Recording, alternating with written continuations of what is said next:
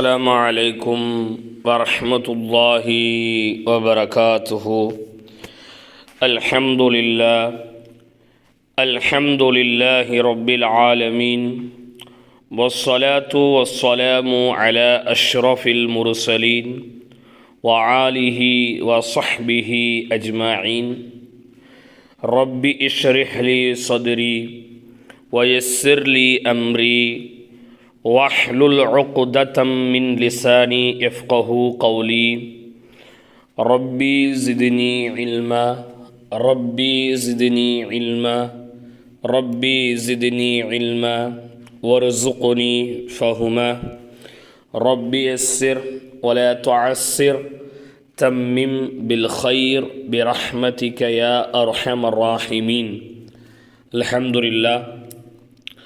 அல்லாஹுவின் அளப்பெரும் கருணையின் காரணமாக நமது ஆலிமா வகுப்பிலே பல பாடங்களை தொடர்ந்து நாம் பார்த்து வருகின்றோம். அரபு இலக்கண சம்பந்தமான பாடங்கள், குர்ஆன், ஹதீஸ், ஃபிக்ஹ், மசாயில்கள், வரலாறுகள் என பல பாடங்களை தொடர்ந்து நாம் படித்து வருகின்றோம். அதனுடைய வரிசையில் இன்று ஒரு பாடப்புத்தகத்தை அறிமுகம் செய்து அந்த பாடப்புத்தகத்தை பற்றியான விளக்கங்களையும் தெரிந்து அந்த பாடப்புத்தகம் எதற்கு பயன்பெறும் என்பதையும் விளங்கி இந்த புத்தகத்தை நாம் படிக்க தயாராக இருக்கின்றோம். இன்று உங்கள் மத்தியிலே அறிமுக செய்யப்பட இருக்கின்ற புத்தகத்தின் பெயர் அத்துரூசுல் லுகத்துல் அரபியா. துரூசுல் லுகத்துல் அரபியா என்கின்ற இந்த புத்தகம்தான்.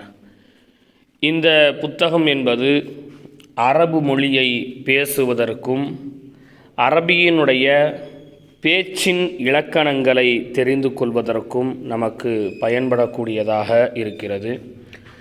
இந்த புத்தகம் 3 பாகங்களை கொண்ட புத்தகமாக இருக்கிறது. நாம் இதிலே முதல் பாகத்தை தான் படிக்க இருக்கின்றோம். இந்த புத்தகங்கள் முழுக்க அதிகமான பெயர் சொற்களை கொண்டே வார்த்தைகள், வாக்கியங்கள், வரிகள் அமைக்கப்பட்ட புத்தகமாக இது இருக்கும். இந்த புத்தகம் என்பது அடிப்படையில் ஒரு மனிதன் அரபி மொழியை பேச கற்றுக்கொள்வதற்கு பயன் தரக்கூடிய புத்தகமாக இது இருக்கிறது. இந்த புத்தகத்தை மிக இலகுவாக அனைவரும் விளங்கி கொள்ள முடியும். சுருக்கமாக நான் சொல்ல வேண்டுமென்றால், பள்ளிக்கூடத்திற்கு செல்வதற்கு முன்னால் யூகேஜி, எல்கேஜி, ப்ரீகேஜி இது போன்ற வகுப்புகளுக்கு சிறு பிள்ளைகளை நாம் அனுப்பி வைப்போம். அங்கே ஏபிசிடி, ஆனா ஆவனா இது போன்ற விஷயங்களை படித்து அதற்கு பிறகு பிள்ளைகள் ஒவ்வொரு வார்த்தைகளை கற்றுக்கொள்வார்கள். மரம், செடி, கொடி என்று. அதற்கு பிறகு ஒரு வாக்கியங்களை அமைப்பதற்கு கற்றுக்கொள்வார்கள். இந்த மரம், அந்த செடி, இந்த வீடு என்று. அதற்கு பிறகு ஒரு வாக்கியத்தை அமைக்க கற்றுக்கொள்வார்கள். இந்த மரத்தில் பழம் இருக்கிறது, இந்த செடியில் பூ இருக்கிறது என்று வாக்கியங்களை கற்றுக்கொள்வார்கள், வார்த்தைகளை கற்றுக்கொள்வார்கள் அல்லவா? இதுபோன்று அரபியில் ஆரம்பத்தில் உள்ள எழுத்துக்களை தெரிந்து கொண்டு அதற்கு பிறகு வார்த்தைகள் அமைப்பதை தெரிந்து கொண்டு அதற்கு பிறகு வாக்கியம் அமைப்பதை தெரிந்து கொண்டு அதற்கு பிறகு வரிகளை அமைக்க தெரிந்து கொள்வதற்கான ஒரு பாடப்புத்தகம்தான் இந்த துரூசுல் லுகத்துல் அரபியா என்று சொல்லக்கூடிய பாடம். இதில் பல விஷயங்களை உங்களுக்கு சொல்லி கொடுப்பாங்க. பாடங்களை படிக்க படிக்க ஒவ்வொரு விஷயமாக இன்ஷா அல்லாஹ் நாம் தெரிந்து கொள்வோம். முதல்ல இந்த புத்தகத்தினுடைய பேருக்கான அர்த்தத்தை நாம் தெரிந்து கொள்வோம்.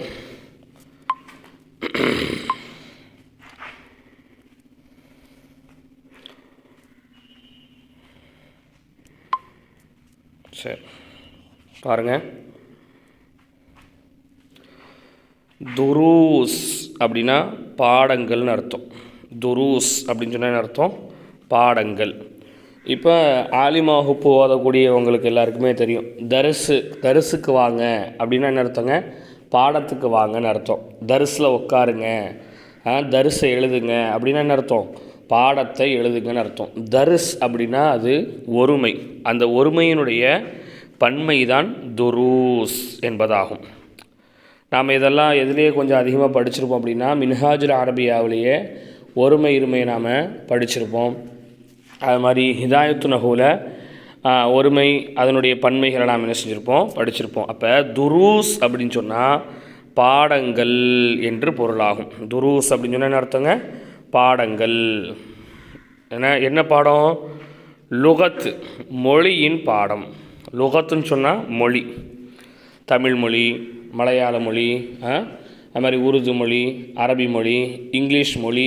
லுகத்துன்னு சொன்னால் என்னங்க? பொதுவாக மொழின்னு அர்த்தம். அப்போ மொழியின் பாடங்கள், மொழியின் பாடங்கள். எந்த மொழியினுடைய பாடங்க இது அப்படின்னா அரபியத்தி, அரபி மொழியின் பாடங்கள் என்று தான் இந்த பாட புத்தகத்தினுடைய பேரே இருக்குது. ஏதோ ஒரு பேரை வச்சு அந்த பேருக்கு விளக்கம் சொல்லி உள்ளே போகிறதுக்கு பதிலாக தலைப்பில் புக்கினுடைய பேர்லேயே இது எது சம்மந்தமான புக்கு அப்படிங்கிறது உங்களுக்கு என்ன செஞ்சிடும், தெரிஞ்சிடும். புரியுதுங்களா உங்களுக்கு? அப்போ அரபு மொழிகளை சுமந்து நிற்கக்கூடிய பாடங்களின் புத்தகம்தான் இந்த துரூசுல் லுகத்துல் அரபியா என்கின்ற பாட புத்தகமாகும்.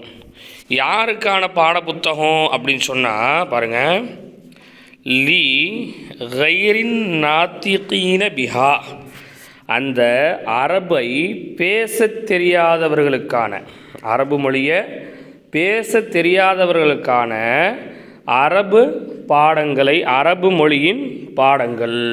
அரபு மொழியை பேச தெரியாதவர்களுக்கான அரபு மொழியின் பாடம்ங்க. அப்போ கீழே இந்த ஒரு வரியிலேயே இந்த புத்தகத்தினுடைய ஒட்டுமொத்த அம்சத்தையும் சொல்லிட்டாங்க. என்னன்ட்டு, இது சுத்தமாக அரபியே தெரியாதுங்க ஒரு ஆளுக்கு, எதுவுமே தெரியாது அவருக்கு அரபியில். இப்போ இவர் அரபியை பேச படிக்கணும் அப்படின்னா இந்த புத்தகத்தை படித்தா போதும் அப்படிங்கிறத ஒட்டுமொத்த முழு நோக்கத்தையும் மினிச்சுட்டாங்க இந்த ஒரு வரியில் சொல்லி முடிச்சிட்டாங்க. அப்போ ரொம்ப கவனமாக, ரொம்ப சிந்தனையோடு இந்த பாடத்தை நீங்கள் படிச்சிங்கன்னா ரொம்ப இலகுவாக அரபி பேச கற்றுக்கொள்ள முடியும். அதே நேரத்தில் வாக்கிய அமைப்புகள், வார்த்தை அமைப்புகள், வார்த்தை நயம் எப்படி இருக்குது அப்படிங்கிறது என்ன செய்ய முடியும், கற்றுக்கொள்ள முடியுங்க. சரிங்களா? அப்போ இப்போ நாம் படிக்க போகிறது அல் ஜுசு உல் அவ்வலு. ஜுசு அப்படின்னா பார்ட், பாகம்னு அர்த்தம். தமிழில் நம்ம சொல்லுவோம் இல்லையா, பாகம் இல்லையா, பாகம். இங்கிலீஷில் பார்ட் அப்படின்போம் இல்லையா.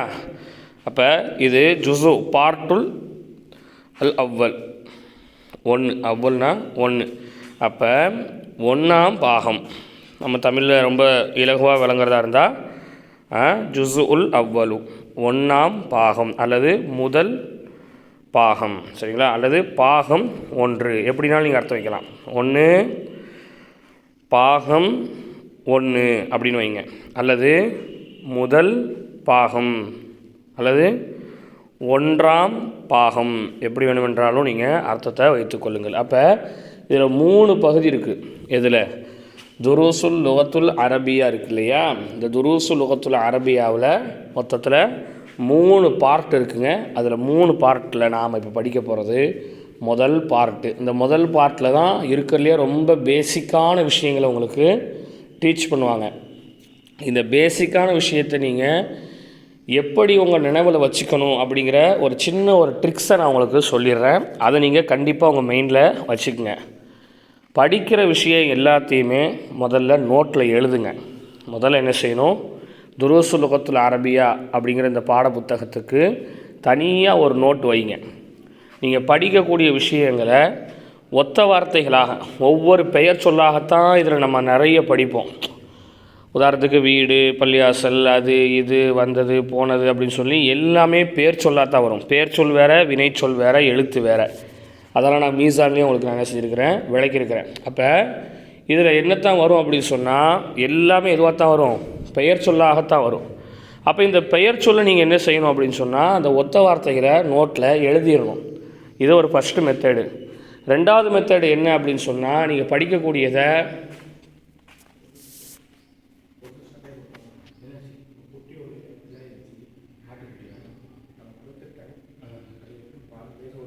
வரேன். அப்போ